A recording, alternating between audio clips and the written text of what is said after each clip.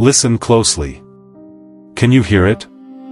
The gentle, rhythmic clinking of gold coins dropping onto a hard oak table. It is the sound of prosperity. It is the sound of London in the late 17th century. A city drinking in the wealth of the world, growing fat on trade, ambition, and greed. But now, I want you to listen harder. Let that sound of gold be drowned out.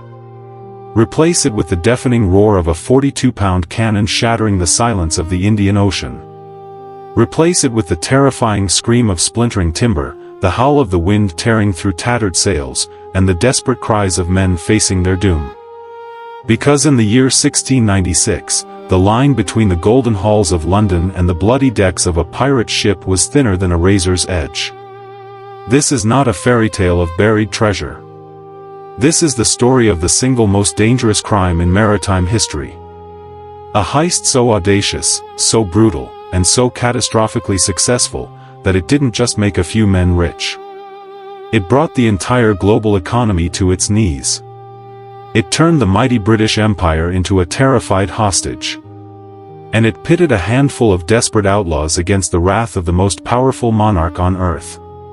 This is the story of Henry Every, the king of pirates. And the day he set the world on fire. To understand the sheer madness of this event, we must leave the grey skies of England behind.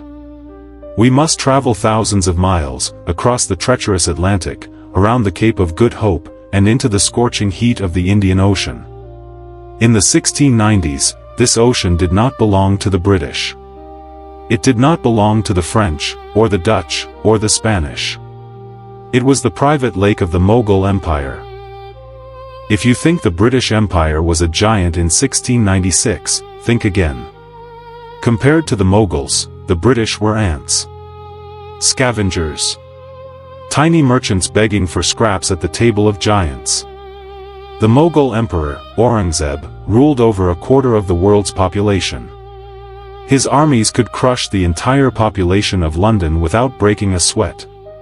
His treasury was so vast, it was said to rival the stars in the sky. And floating upon these waters was the physical embodiment of that power.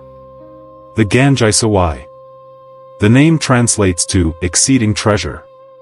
And it was no exaggeration. This was not merely a ship. It was a floating fortress. A leviathan of the seas. 1,600 tons of oak and iron. Bristling with 80 heavy cannons. Manned by 400 elite musketeers and 600 sailors. It was a vessel so large, so intimidating, that it was considered untouchable. A god among ships.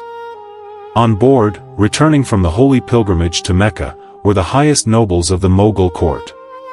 And in its hold lay a fortune that defied imagination. Millions of pounds in gold, silver, ivory, and jewels. It was the ultimate prize. And to hunt such a beast would be suicide. But there was one man who didn't care about the odds. Henry Every. Every was not a caricature. He was not a drunken fool with a wooden leg. He was something far more dangerous. He was a brilliant, cold-blooded tactician.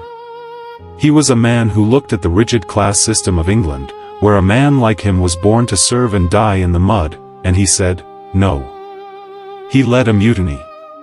He stole a ship called the Charles II, renamed it the Fancy, and turned it into the Ferrari of its day. He stripped it down, re-rigged it, and made it the fastest vessel on the water. But Every knew that speed alone would not crack the Ganj-i-Sawai. He needed a pack of wolves to take down the elephant. In the summer of 1696, at the mouth of the Red Sea, he assembled a pirate fleet. A coalition of the damned. 6 ships. All waiting in the silence, eyes fixed on the horizon, waiting for the pilgrimage fleet to return. When the Ganj-i-Sawai finally appeared, it must have looked like a mountain moving across the water. The other pirate ships fell back, terrified by the sheer scale of the prey. But Every ordered the Fancy to close the distance. This was David versus Goliath, but David had forgotten his sling and brought a shotgun. The battle that followed was chaos incarnate. The Mughal ship unleashed a volley of cannon fire that should have obliterated the pirates instantly. But history turns on the smallest of moments. A heavy cannon on the Mughal deck exploded, killing the gunners and spreading smoke and confusion among the defenders.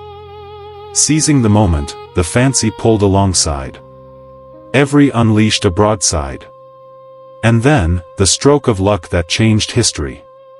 A single cannonball from the pirate ship struck the mainmast of the Ganj-i-Sawai. Watch it fall in your mind's eye. The towering timber, snapping like a twig, crashing down onto the deck, trapping the defenders under acres of heavy canvas. The giant was crippled. The pirates didn't hesitate. They swarmed over the rails like locusts. What happened next is the dark heart of our story. It was not a battle. It was a massacre. The Mughal captain, in a display of cowardice that would shame his name forever, retreated to the lower decks. Leaderless, the defenders panicked.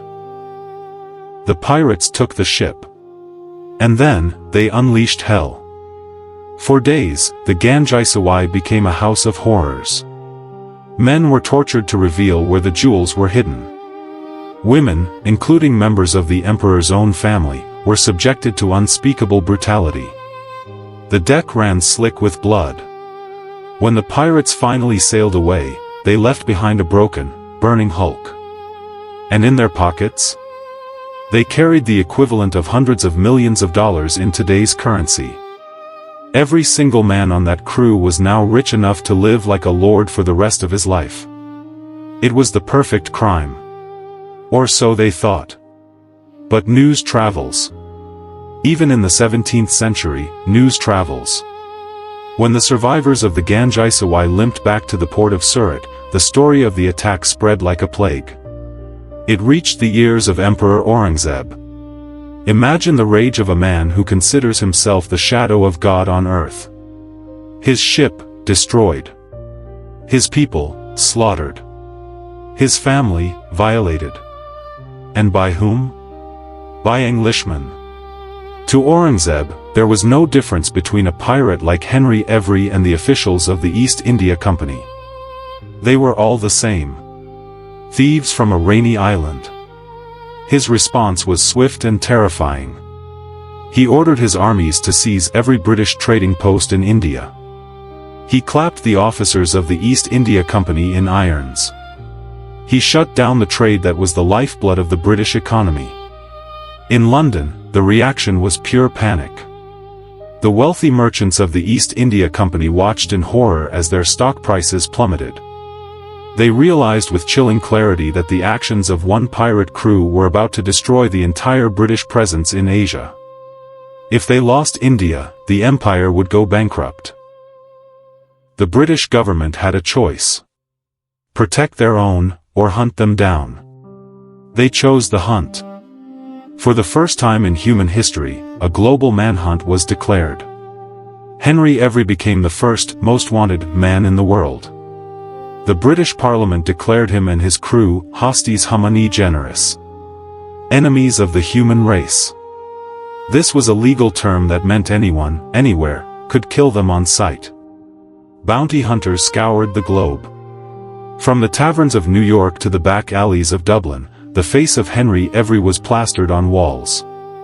The British Navy, previously a force that often looked the other way regarding piracy, was transformed. They were given a new mandate: police the oceans. Crush the pirates. Save the trade.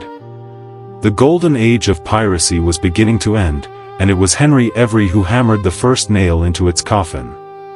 One by one, members of Every's crew were captured. They were dragged back to London, put on show trials, and hanged at Execution Dock, their bodies left to rot in cages as a grim warning to anyone who dared to cross the line between theft and treason. But what of the king of pirates? What of Henry Every himself? This is where history dissolves into mist. Some say he bribed his way to safety. Some say he returned to England under a false name, living out his days as a quiet gentleman in Devon. Others whisper that he was cheated out of his fortune by diamond merchants and died a beggar, alone and starving, on the streets of the very city he had terrified. We will never know. He vanished. Like a ghost. But his legacy remains stamped on the map of the world. Because of Henry Every, the British Empire learned a hard lesson. They learned that they could not rely on mercenaries and privateers. To rule the waves, they needed a navy that could enforce the law in the darkest corners of the earth. The attack on the Ganj-i-Sawai forced Britain to transform from a nation of traders into a global police force. The cannons that hunted pirates would eventually be turned on nations. The infrastructure built to catch Henry Every became the infrastructure that built the British Empire. So, listen again. Do you hear the wind? Do you hear the waves? Somewhere out there, in the deep silence of history, Henry Every is laughing. He took the gold. He broke the world. And he got away with it. The question isn't whether crime pays. The question is, who pays the price?